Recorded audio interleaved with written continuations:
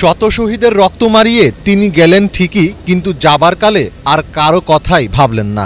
অনিরাপদ অবস্থায় রেখে গেলেন আওয়ামী লীগের হাজার হাজার নেতাকর্মীকে। অভূতপূর্ব ছাত্র জনতা অভ্যুত্থানের মাধ্যমে সরকার পতনের পর বোন রেহানাকে সাথে নিয়ে দেশ ছাড়েন শেখ হাসিনা।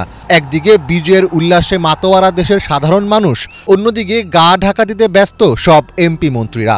এরই মধ্যে দেশ ছেড়েছেন অনেক আওয়ামী লীগ নেতা, দেশ ছাড়লেন হাসিনাও। কিন্তু প্রশ্ন হচ্ছে, হাসিনা এখন যাবেন কোথায়? প্রধানমন্ত্রীর পদ থেকে পদত্যাগের পর গতকাল দুপুরে একটি সামরিক উড়োজাহাজে করে দিল্লি পৌঁছান হাসিনা। তবে জানা গেছে, হাসিনাকে আশ্রয় দিতে রাজি হচ্ছে না মোদি সরকার।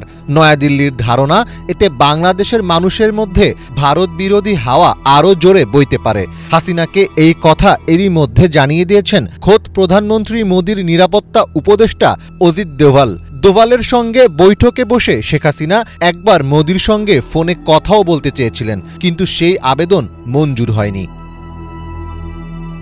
বাংলাদেশে হাসিনার ইস্তফা ও সেনাবাহিনীর অন্তর্বর্তী সরকার গঠন নিয়ে সোমবার রাতে দীর্ঘ বৈঠক করেন প্রধানমন্ত্রী মোদি, পররাষ্ট্রমন্ত্রী জয়শঙ্কর সহ ভারত সরকারের গুরুত্বপূর্ণ ব্যক্তিরা।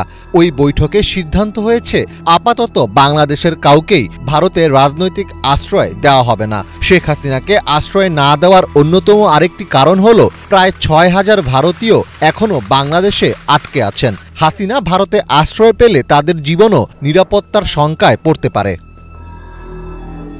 তবে ভারতের সংবাদ মাধ্যম এনডিটিভি জানিয়েছে, শেখ হাসিনাকে আপাতত সাময়িকভাবে ভারতে থাকার অনুমোদন দিয়েছে নয়াদিল্লি।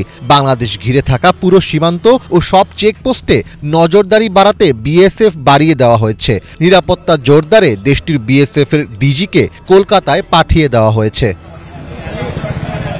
নয়াদিল্লি পররাষ্ট্র মন্ত্রণালয়ের সূত্র থেকে জানা গেছে, মোদি সরকারের কাছে আশ্রয় না পেয়ে বোন রেহানাকে নিয়ে তৃতীয় কোনো দেশে যাওয়ার চেষ্টা করছেন শেখ হাসিনা। তবে যে হাসিনা মাদার অফ হিউম্যানিটি ও বিশ্ব নেত্রী হিসাবে নিজেকে পরিচয় দিতেন, তার বিশ্ব এখন ছোট হয়ে এসেছে। কেউই হয়তো তাকে হিউম্যানিটি দেখাতে এগিয়ে আসছে না, কারণ যুক্তরাজ্য শেখ হাসিনাকে আশ্রয় দিতে অস্বীকার করেছে। শেখ হাসিনার ছোট বোন শেখ রেহানার যুক্তরাজ্যের নাগরিকত্ব রয়েছে। পাশাপাশি রেহানার মেয়ে টিউলিপ যুক্তরাজ্যের ক্ষমতাসীন লেবার পার্টির সংসদ সদস্য।